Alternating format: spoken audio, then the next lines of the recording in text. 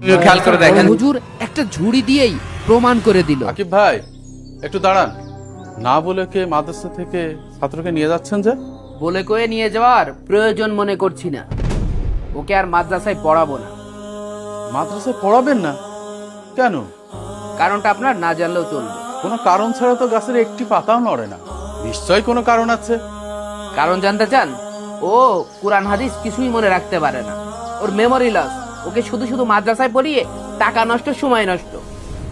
তার মানে আপনার ছেলে কোরআন হাদিস মনে রাখতে পারছে না বলে আপনি মাদ্রাসা থেকে নিয়ে যাচ্ছেন? জি, এবার তো ক্লিয়ার। এবার আমাকে যেতে দেন। যেতে পারবেন, তবে একটি শর্ত আছে। শর্ত? কি শর্ত? আসেন আমার সাথে। আপনার সাথে আমি কোথায় যাব? ট্রাঙ্কটি নিচে রাখেন। কি যে বলছেন কিছুই বুঝতে পারছি না। বলেন কি শর্ত? এই যে ঝুড়িটা দেখছেন, ঝুড়িটা নিয়ে আমার সাথে আসেন।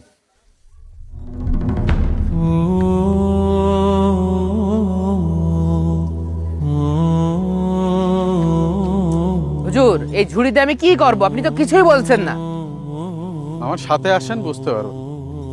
হুজুর দাঁড়ান, আগে বলেন তো এই ঝুড়িতে আমি কি করব? এই ঝুড়িতে করে আপনি যদি নদী থেকে আমার জন্য এক ঝুড়ি পানি আনতে পারেন, তাহলে আপনি আপনার ছেলেকে নিয়ে বাসে যেতে পারবেন। এখন বুঝতে পারছি। কি বুঝতে পারছেন? আমার ছেলে আপনার মাদ্রাসায় পড়ে কেন কুরআন হাদিস মুখস্থ করতে পারে না আমার বোঝা হয়ে গেছে। মাদ্রাসার হুজুরির মেন্টালিটি যদি এমন পাগলের মতন হয়, সেই জায়গাটায় অন্তত আমার ছেলে কুরআন হাদিস কোনোদিন মুখস্থ করতে পারবে না। আপনি রেগে যাচ্ছেন, মাথাটা ঠান্ডা করেন। যদি আপনি আপনার ছেলেকে নিয়ে বাসে যেতে চান, তাহলে আপনাকে এই কাজটা করতেই হবে। যান, এক ঝুড়ি পানি নিয়ে আসেন। যত সব পাগল ছাগল।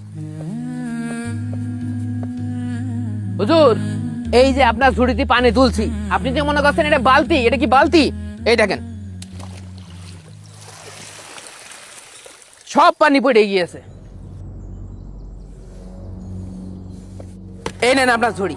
ঝুড়িতে কোনোদিন পানি ওঠে? এমনি চল। আকিব ভাই দাঁড়ান, তাড়াহুড়া করবেন না।